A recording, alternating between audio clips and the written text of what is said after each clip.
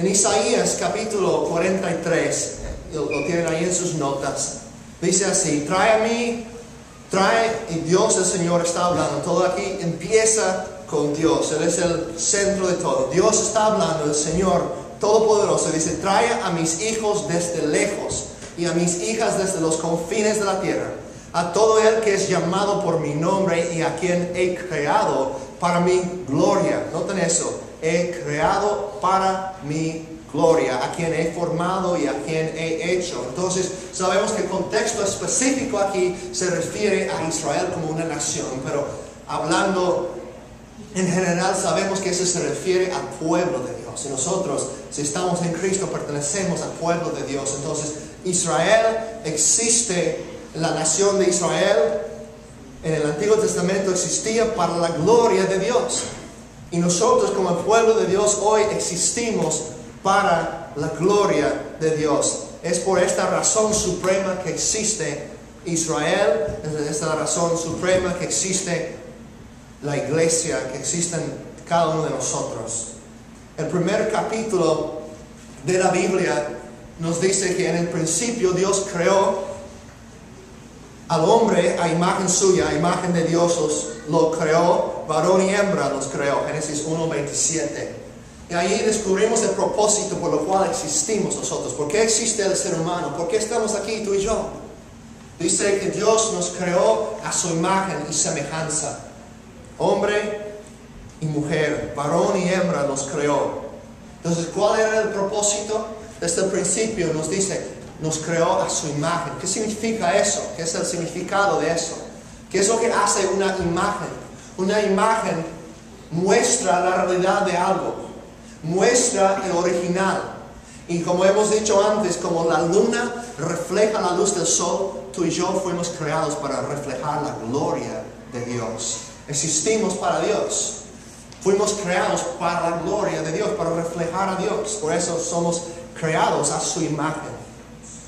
Así que la gloria de Dios es la razón suprema. Ese es el primer punto. La gloria de Dios es la razón suprema que existan todas las cosas. Si quieres ponerlo ahí, Gregorio, Mario. El primer punto: la gloria de Dios es la razón suprema que existan todas las cosas. Entonces la gloria de Dios es el propósito de todo. Los cielos tan grandes, tan enormes, el universo tan enorme. Cada rato los científicos están descubriendo nuevas galaxias, nuevos planetas, nuevas estrellas. Y el tamaño de algunas de esas estrellas es increíble, muchísimas veces más grande que nuestra Tierra, y mucho más que eso, muchísimas más grandes que nuestro Sol, que es mucho más grande que nuestra Tierra. Y están descubriendo esos planetas y esas galaxias innumerables, más allá de nuestra comprensión, con estrellas innumerables. ¿Por qué existe todo eso? ¿Qué es el chiste de tener un universo tan enorme, tan inmenso? Pues el Salmo nos da la respuesta. El Salmo capítulo 19, versículo 1. Los cielos proclaman la gloria de Dios. La razón que el universo es tan inmenso, tan enorme, que hay tantas estrellas y tantas galaxias, es para mostrarnos, darnos una pequeña idea de cuán grande es nuestro Dios. Todo existe para mostrarnos la gloria de Dios. Pero el clímax, o el punto más elevado, el punto más grande de la gloria de Dios, el lugar donde nosotros vemos su gloria, como en ningún otro lugar, de una forma tan hermosa, no está en el universo, no está aquí en la tierra, en la hermosura de la creación, el cuerpo humano y todas esas cosas maravillosas que Dios ha creado. Eso sí, esas cosas sí muestran su gloria. Pero la cosa que muestra su gloria de una forma elevada, el clímax, es el número 2. El punto más elevado de la demostración de la gloria de Dios, que Dios mismo hace, es la demostración de su gracia. Punto número 2, por favor.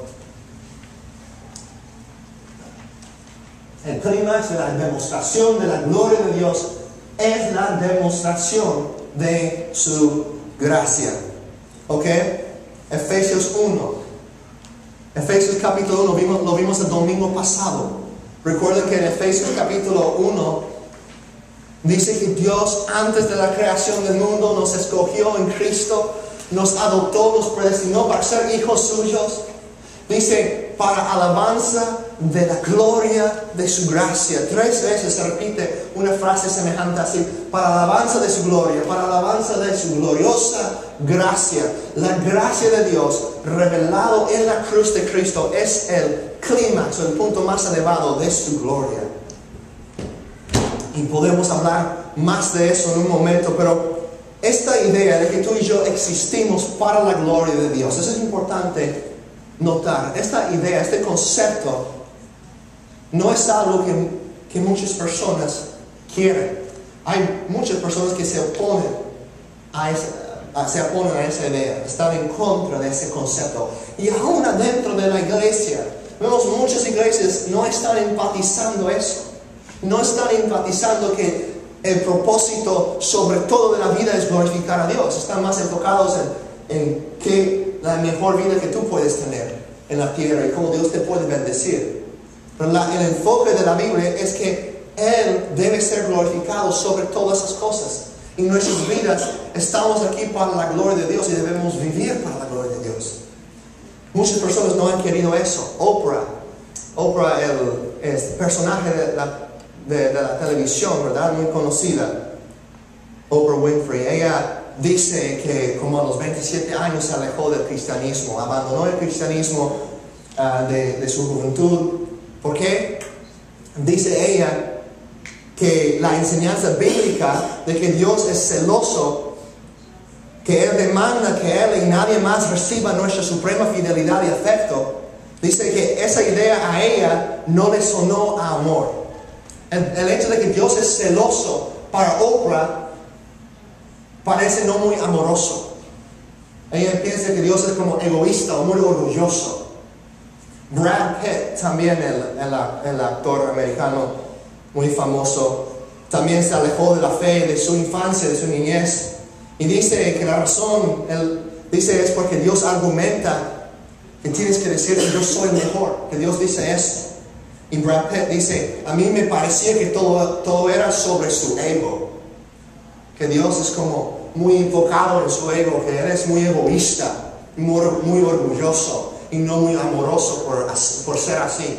Es lo que pensaba, es lo que piensa Brad Pitt, es lo que piensa Oprah, es lo que piensan muchas personas. Ahora, les hago la pregunta, ¿existe realmente un conflicto entre la gloria de Dios y el gozo de su pueblo? ¿Realmente existe un conflicto entre la gloria de Dios y el gozo de su pueblo, nosotros que estamos en Cristo? Y la respuesta es definitivamente no. No existe un conflicto entre la gloria de Dios y el gozo de su pueblo. Y vamos a ver por qué. Hay una respuesta, una solución breve que podemos dar. Es un dicho ya clásico del cristianismo por un autor que se llama John Piper. Es un pastor y un teólogo que ha escrito mucho acerca de este tema. Y John Piper lo ha dicho así. Dice, Dios es más glorificado en nosotros cuando nosotros estamos más satisfechos en Él. Dios es más glorificado en nosotros cuando nosotros estamos más satisfechos en Él. Entonces, el número 3, para explicar esa frase. Número 3. Dios es el único ser para el cual la autoexaltación es el acto más amoroso, porque su exaltación por nosotros es lo único que nos puede satisfacer plenamente y para siempre. Si yo les dijera, adoran a mí, glorifícanme, eso sería egoísta y orgulloso, ¿verdad? ¿Por qué? Porque yo no tengo ninguna capacidad como hombre pecador, hombre pecaminoso, igual como ustedes. No tengo ninguna capacidad de llenar a ustedes, no tengo ninguna capacidad de satisfacer a ustedes. Entonces sería muy orgulloso para mí, muy egoísta. Pero Dios, como Él es la fuente de toda buena cosa, la fuente de la vida, como acabamos de cantar, Él puede decir, glorifícame a mí. Porque en glorificarse a Dios, nosotros también encontramos la satisfacción verdadera. Leo otra vez el número 3. Dios es el único ser para el cual la autoexaltación es el acto más amoroso. Es la cosa más amorosa que Él puede hacer, porque su exaltación por nosotros es lo único que nos puede satisfacer plenamente y para siempre. Entonces podemos decir no a Oprah. Oprah, si Dios no fuera celoso por todos tus afectos, entonces Él sería indiferente a tu miseria final. Podemos decir no a Brad Pitt. Decir, si Dios no te demandara, como Él pensaba que, pues si Dios quiere ser el número uno, entonces Él es orgulloso, Él no me ama. Podemos decir, no, Brad Pitt, no es así. Si Dios no te demandara que lo vieras, que le vieras como lo mejor, entonces a Él no le importaría tu felicidad suprema. Entonces para Dios decir no demandar su gloria realmente sería una cosa no amorosa de parte de Dios. Porque en glorificar a Dios hallamos satisfacción y felicidad verdadera. John Piper sigue diciendo aquí, tiene esta cita de él en sus notas. De hecho, no solo no hay conflicto entre nuestra felicidad y la gloria de Dios, sino que su gloria resplandece en nuestra felicidad. Entonces, no solamente no hay conflicto entre nuestra felicidad y la gloria de Dios, sino que su gloria resplandece en nuestra felicidad cuando nuestra felicidad está en Él. Y como Dios es la fuente de la mayor felicidad, y como Él es el mayor tesoro del mundo, y como su gloria es el don más satisfactorio que Él podría darnos, entonces lo más amable y amoroso que podría hacer es revelarse a sí mismo, y exaltarse a sí mismo, y vindicarse a sí mismo para nuestro gozo eterno. Entonces eso es lo que dice John Piper. ¿Qué es lo que dice la Biblia? No queremos basar eso solamente en lo que está diciendo un hombre, aunque es un hombre que ama la palabra, que ha estudiado la palabra por muchos años. Queremos basarnos en lo que dice la palabra de Dios y sostener esta idea con las escrituras. El Salmo 16, versículo 11. Tienen todos esos versículos, las citas por lo menos los tienen ahí en sus notas para verlos después. Pero en Salmo 16, 11 dice, hablando a Dios, el salmista dice, en tu presencia hay plenitud de gozo. Dios, en tu presencia hay plenitud de gozo. En tu diestra deleites para siempre. Entonces en la presencia de Dios hay plenitud de gozo. Dios es aquel que satisface nuestra alma. En Mateo 16, 24 a 25, luego dice así, luego dijo Jesús a sus discípulos, si alguien quiere ser mi discípulo, tiene que negarse a sí mismo, tomar su cruz y seguirme. Versículo 25, porque el que quiera salvar su vida, la perderá, pero el que pierda su vida por mi causa, la encontrará. ¿Qué es lo que está diciendo Jesucristo aquí? Satanás nos ha engañado a pensar que en buscar las cosas del mundo que vamos a hallar satisfacción en esas cosas. Cuando Dios realmente es el único que puede satisfacer el alma del ser humano. En vivir una vida muriendo a uno mismo, negándose a uno mismo, tomando nuestra cruz y siguiendo a Cristo, dejando la vida vieja y viviendo para la gloria de Dios, como Pablo dice en Filipenses 1:21, para mí el vivir es Cristo y el morir es ganancia. Entonces, las cosas realmente son lo opuesto de lo que piensa el mundo. El mundo piensa, debes tratar de conseguir todo el placer y todas las cosas que puedes en esta vida. Y Dios dice, búscame a mí, y en mí hallarás todo el gozo, más allá de lo que necesitas para satisfacer tu corazón. Todas esas cosas en la vida pueden convertirse en ídolos, ¿verdad? Hablamos un poquito de eso el domingo pasado, cuando estuvimos hablando de la identidad que tenemos en Cristo. Muchas cosas que son buenas, pero pueden convertirse en ídolos. El dinero es algo que puede ser muy bueno, pero puede convertirse en un ídolo. El sexo en el matrimonio es algo bueno, pero puede convertirse en un ídolo. La familia puede convertirse en un ídolo. El matrimonio, cualquier cosa, el trabajo que es bueno, puede convertirse en un ídolo. Entonces, muchas veces nosotros, aun como creyentes, estamos ignorando esas palabras de Jesús. Y estamos tratando de tener todo en esta vida en vez de perder nuestra vida para Dios y realmente descubrir la vida verdadera, la vida abundante que Él tiene para nosotros. Muchas veces, aún como creyentes, cometemos este error. Cometemos este error y nosotros vivimos en búsqueda de las cosas, tratando de llenarnos y satisfacernos con cosas que no nos pueden satisfacer, cuando todo el tiempo Cristo es el único que puede satisfacer nuestra alma. Y en Él hallaremos el gozo verdadero de servirle a Él. Un hombre puede hacer un ídolo de su esposa. Un hombre debe amar a su esposa, ¿verdad? Una mujer debe amar a su esposo. Pero si él ama más a su esposa que a Dios y está tratando de satisfacerse con su esposa, principalmente en vez de en Dios, él va a terminar decepcionado y va a terminar quizás buscando otras tentaciones porque no está encontrando su satisfacción en Dios. Porque ninguna persona, mi esposa, no puede satisfacer la necesidad más profunda de mi corazón. Yo no puedo satisfacer la necesidad más profunda de su corazón. Solamente Dios puede hacer eso. Pero cuando Dios es nuestro tesoro mayor, cuando tú, como ustedes que están casados, cuando tú estás buscando a Dios sobre todas esas cosas, puedes disfrutar las otras cosas en la vida, en la familia, puedes disfrutar tiempo en el matrimonio, en el trabajo, puedes disfrutar la vida, y glorificar a Dios en todas esas cosas, pero no convirtiendo esas cosas en ídolos, sino usando todo para la gloria de Dios y reconociendo que Él tiene que ser supremo en nuestra vida. Bueno, en Salmo 37:4 también dice: deleítate en el Señor y Él te concederá los deseos de tu corazón. Este concepto, que a veces este versículo ha sido sacado de su contexto, algunos predicadores del Evangelio de la Prosperidad han sacado este versículo de su contexto y lo han usado para enseñar que si tú sigues a Dios, que Él te va a bendecir, que Él es como un genio nomás y no pidas tus deseos y Él te va a conceder lo que tú quieres, los deseos de tu corazón.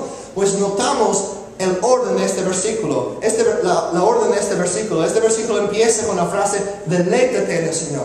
En primer lugar hay que deleitarse en el Señor. Y en este proceso, cuando estoy hallando mi gozo en Dios, estoy estudiando su palabra, por el poder de su Espíritu, estoy llegando a ser más y más como Jesucristo. Dios cambia mi corazón. Dios cambia mis deseos. Ahora no anhelo las cosas que antes anhelaba, las cosas que realmente nada más me hubieran hecho daño. Y ahora estoy anhelando las cosas correctas que Dios tiene para mi vida. Y Dios puede conceder los deseos de nuestro corazón, porque realmente son los deseos que Él ha puesto ahí en nuestro corazón. ¿Se me da a entender? En este versículo, algunas personas lo han visto como: pues es un versículo mágico de no más, yo tengo que ir a la iglesia, leer la Biblia y así, si hago esas cosas, Dios va a conceder mis deseos.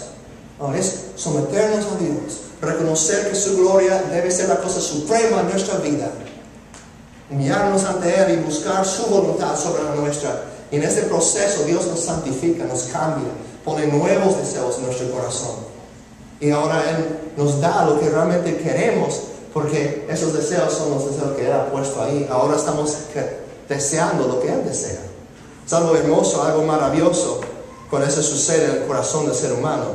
Ninguno de nosotros llegamos a ese punto perfectamente en esta vida, pero lo poco que yo lo he experimentado, digo, es algo maravilloso cuando tus deseos se convierten más y más en los deseos de Dios. Número 4. La cruz, y hablamos un poquito de eso, el número 4. La cruz demuestra que no hay conflicto entre la gloria de Dios y el gozo de su pueblo. Ya vimos 3 versículos, y hay otros más que podríamos ver, pero vimos 3 versículos que hablan de este concepto, de que Dios es más glorificado en nosotros cuando nosotros estamos más satisfechos en Él. Entonces, otro concepto bíblico que nos enseña eso es la cruz. Es la cruz, porque dice que la cruz demuestra que no hay un conflicto entre la gloria de Dios y el gozo de su pueblo, porque en la cruz Dios sostiene su gloria y a la misma vez provee nuestro perdón. Y en la cruz Dios magnifica su propia dignidad y satisface nuestra alma. Romanos 3, 24, 26 nos dice que Dios, siendo justo, tiene que castigar a los pecadores, tiene que castigar el pecado.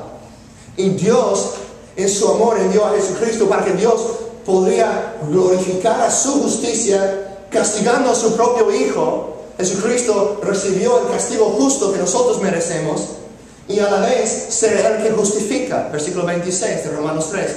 De esta manera Dios puede ser justo y a la vez el que justifica a los que tienen fe en Jesús. Entonces, en el mismo momento Dios está demostrando la gloria de su justicia y de su gracia y a la misma vez perdonando y salvando a nosotros. Pueden ver con ese ejemplo como la gloria de Dios y el bienestar y el gozo de su pueblo no son dos cosas ajenas, sino son dos cosas que van juntos.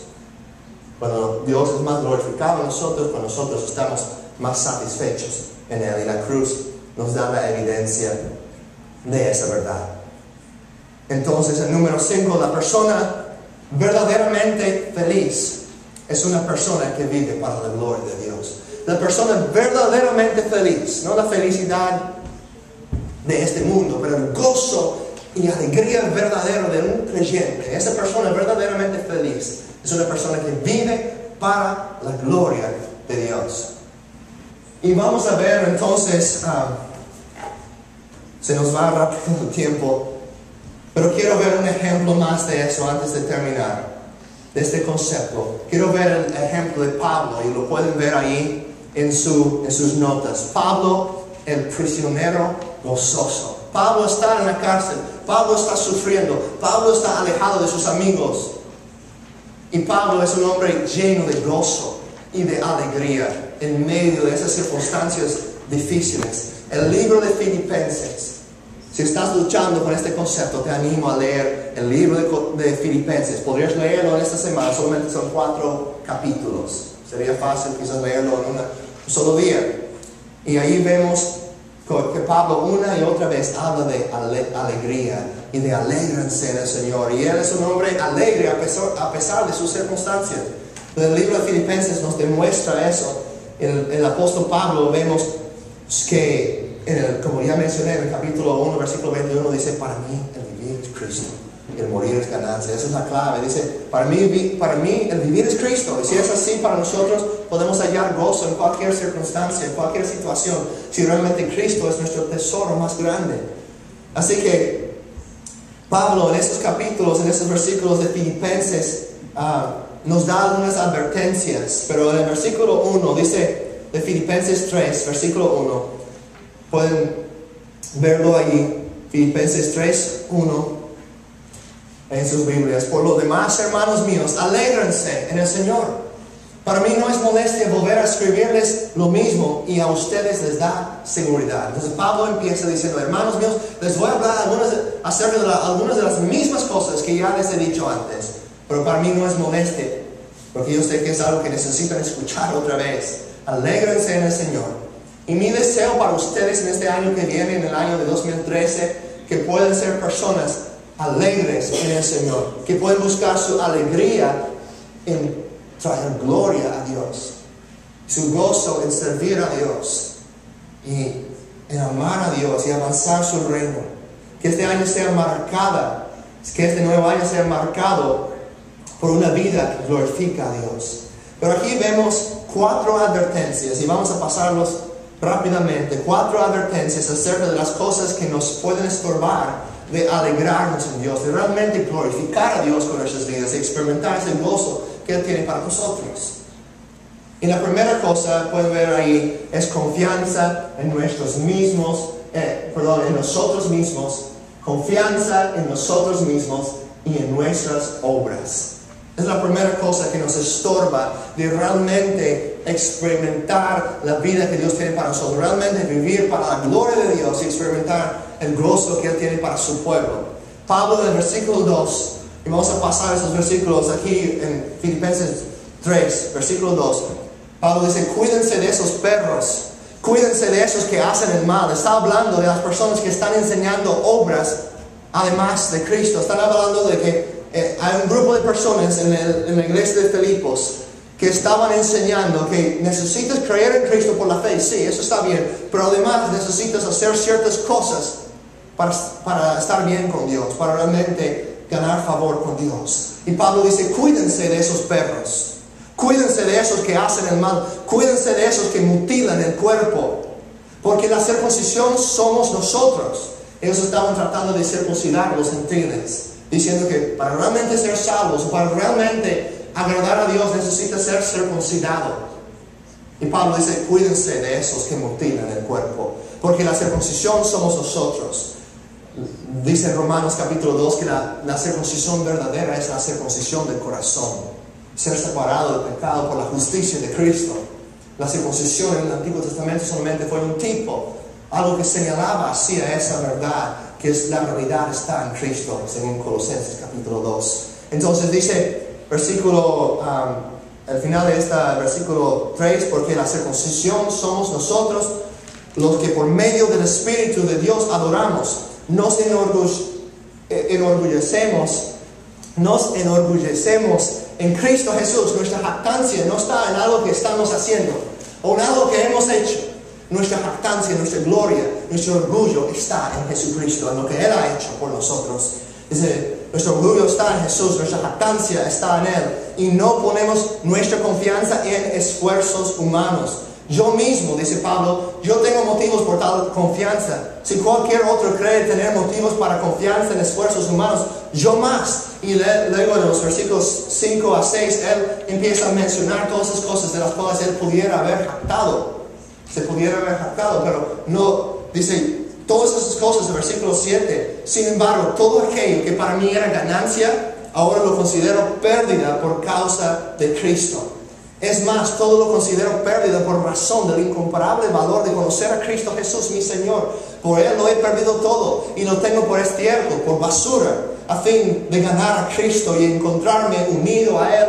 Y yo no quiero mi propia justicia, dice Pablo, que procede de la ley, sino la que se obtiene mediante la fe en Cristo, la justicia que procede de Dios basada en la fe. Y muchas personas hoy día siguen no tanto en la circuncisión o en guardar el día de sábado, aunque algunos siguen cayéndose en ese error, pero hay personas que dicen, tienes que vestirte de tal forma, tienes que hacer esto y aquello, y no puedes hacer esto y aquello, si no eres salvo. Si pones maquillaje, no eres salvo. Eso es agregar a la obra de Cristo. Y es algo que, aun como los creyentes verdaderos que han caído en esa trampa, están perdiendo su gozo. Están perdiendo la alegría que realmente podrían tener en regocijarse, en jactarse únicamente en la cruz de Cristo y en ninguna obra de ellos, y dejar que su vida santa, piadosa, no sea un motivo, no sea motivado por ganar la salvación o mantener la salvación, sino que sea el resultado, el fruto de un corazón agradecido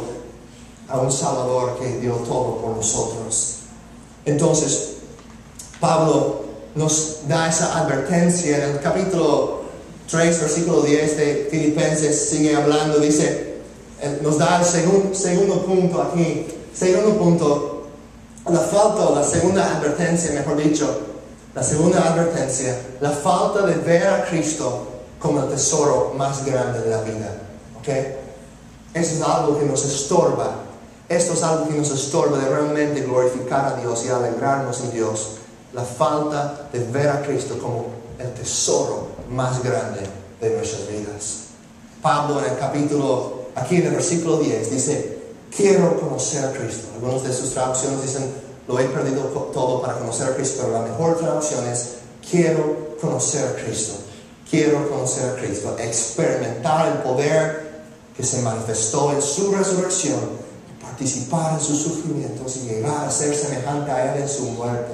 Así espero alcanzar la resurrección de entre los muertos. Entonces no estamos buscando la bendición, no estamos buscando a Dios solo por lo que recibimos de Él. No estamos buscando a Dios solo porque queremos que Él nos bendiga. Estamos buscando a Dios en primer lugar, que Dios es digno de nuestra adoración.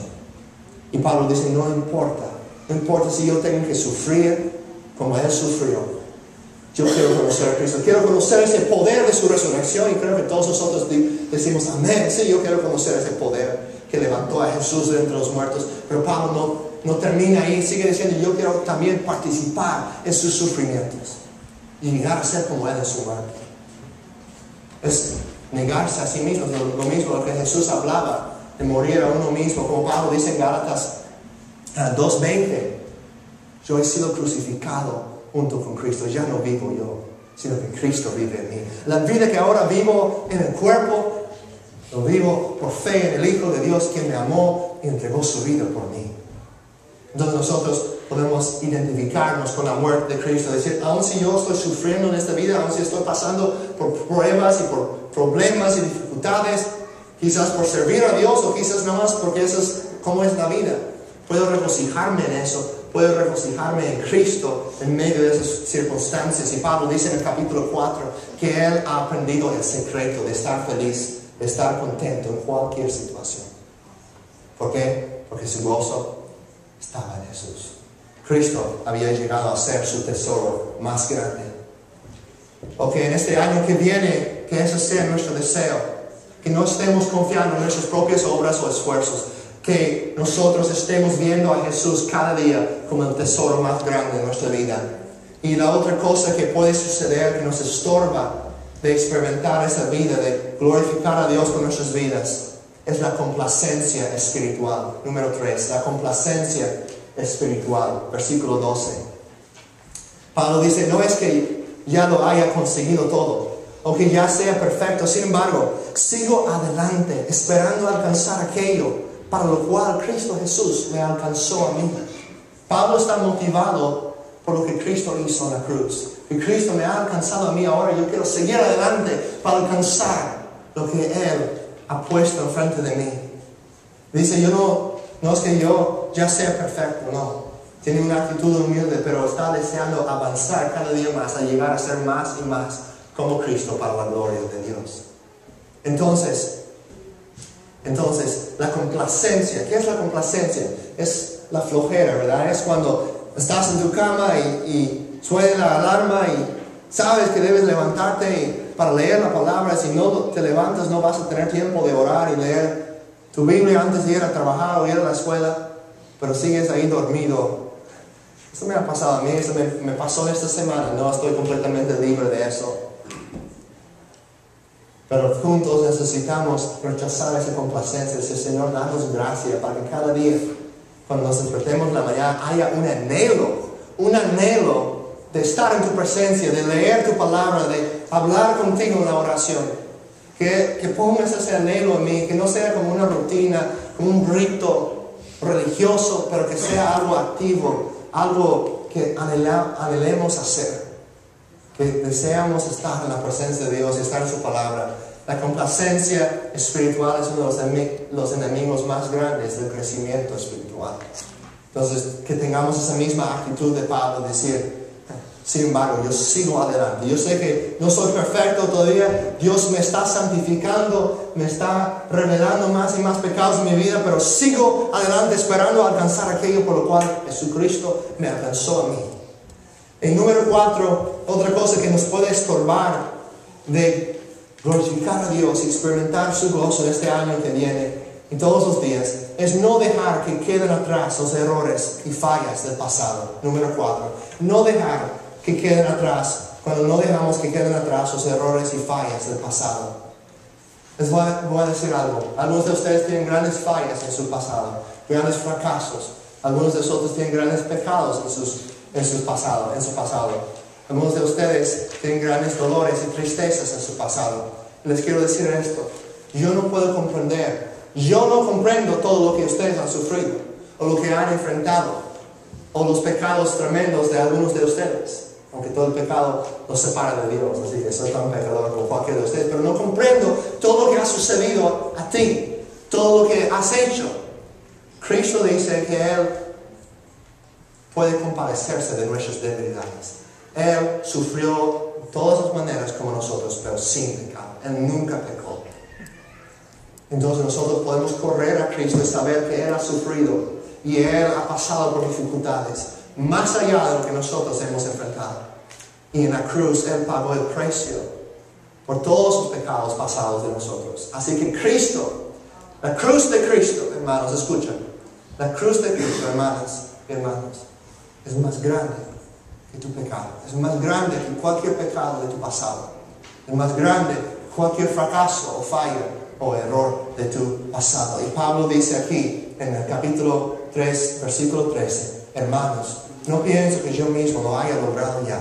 Más bien, una cosa hago, olvidando lo que queda atrás y esforzándome por alcanzar lo que está delante. Sigo avanzando hacia la meta para ganar el premio que Dios ofrece mediante su llamamiento celestial en Cristo Jesús. Entonces podemos ver esas fallas, todos las tenemos, y pecados y errores del pasado y problemas. Señor, a lo mejor nosotros todavía estamos luchando con diferentes cosas, o hay situaciones que no tenemos el poder para cambiar, pero dejar lo que está en el pasado y tener esa actitud de Pablo, de decir, yo voy a esforzarme por alcanzar lo que está delante, hacia la meta para ganar el premio que Dios ofrece mediante su llamamiento celestial en Cristo Jesús.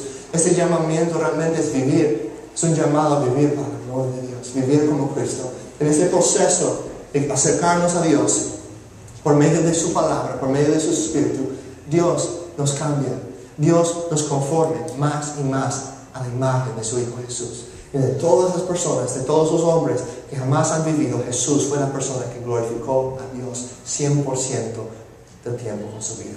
Siempre glorificó a su Padre.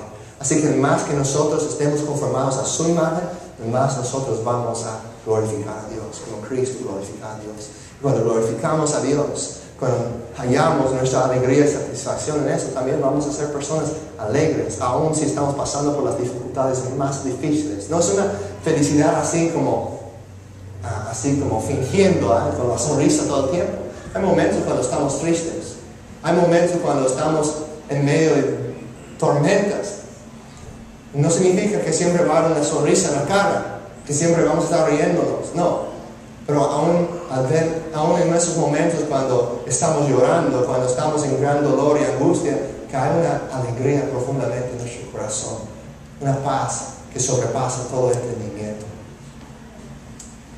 Es de lo que habla aquí esta carta a los Filipenses, lo que conoció Pablo, esa alegría verdadera.